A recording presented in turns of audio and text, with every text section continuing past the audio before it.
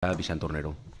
Bé, al plenari del mes de setembre vam preguntar pel projecte de memòria històrica, un projecte que, com ja vam dir, ens va decebre per ser un plagi d'un article aparegut fa més de 10 anys en una revista especialitzada.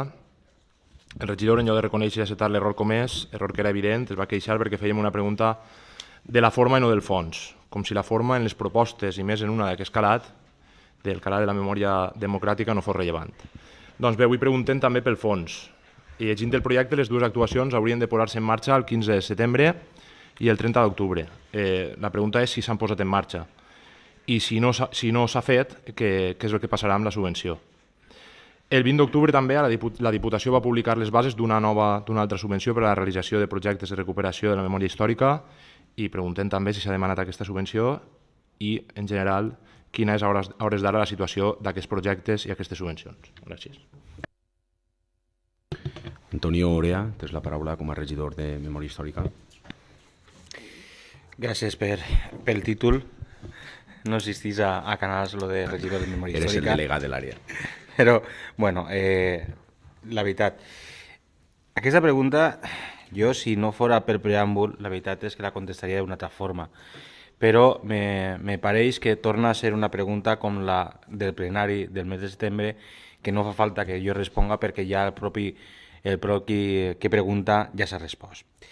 De totes maneres, jo sí que tinc que dir que este regidor no ha fet cap de plagi d'un article d'una revista especialitzada de fa 10 anys, encara que fora per ignorància, la veritat. Jo desconeixia que una part del projecte, una línia o dues línies del projecte coincidien en un article que es va fer en una revista que este regidor desconeix.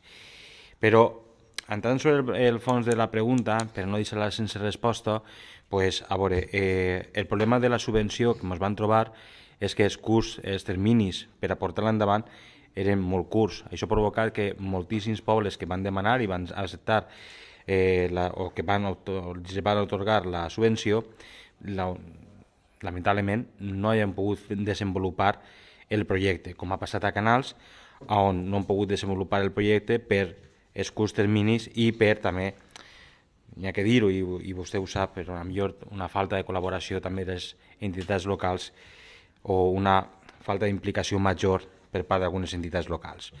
Per tant, evidentment, el projecte no es pot desenvolupar i també a aquest regidor el que li ha fet pensar és, i conteste també a la part final de la seva pregunta, és que aquests projectes, en lloc de esgotar-los en una subvenció, n'hi ha que pensar-los millor, n'hi ha que programar-los millor per a que al final se desenvolupen, que és el que des de la regidoria es vol i jo crec que vostè també.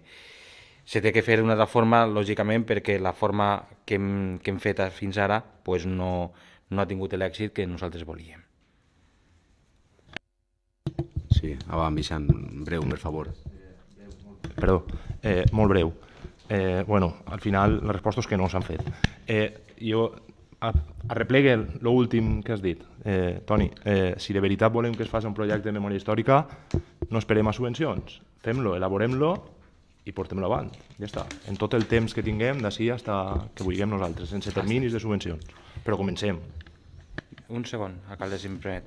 Antonio. Li arreplegue, Vicent, i saps que tant en aquest projecte com en altres iniciatives, a les comissions sempre se vos ha donat la informació i se vos ha fet participació, una participació real, és a dir, i t'arreplegue el guant i faré que participes el teu grup i tu especialment, que sé que tens molt d'interès i anem a intentar fer-ho. Moltes gràcies.